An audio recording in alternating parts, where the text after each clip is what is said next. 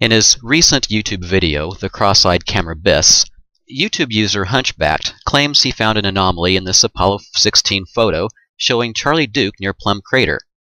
As John Young was taking the photo, the CTV is transmitting a video of the two astronauts back to Earth.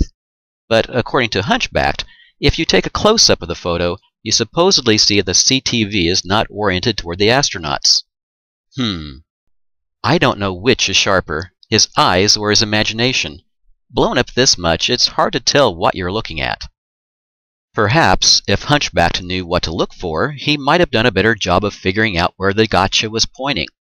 From the front of the gotcha, you notice a cable poking out the right side of the CTV and a white knob just below it on the elevation drive.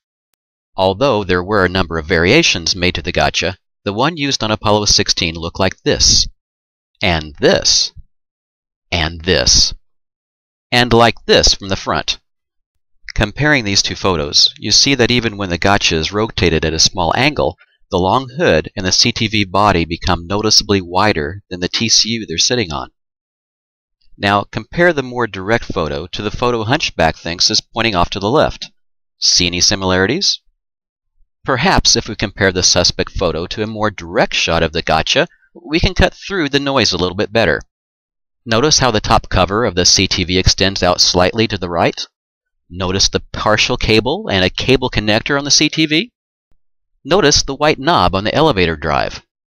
Also, as the astronauts were more than 60 yards from the rover when the photo was taken, there's noticeable horizontal motion blur as Young was spinning to take his pan. This blur is even more noticeable in the frame just preceding the one that caught Hunchback's attention.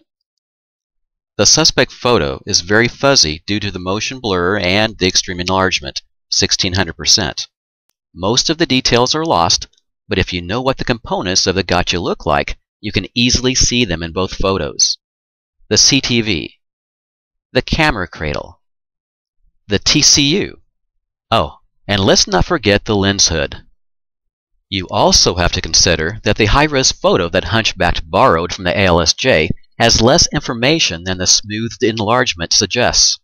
Zooming in on the gotcha in an editor like Microsoft Paint shows the CTV as 8 rows and 13 columns of pixels.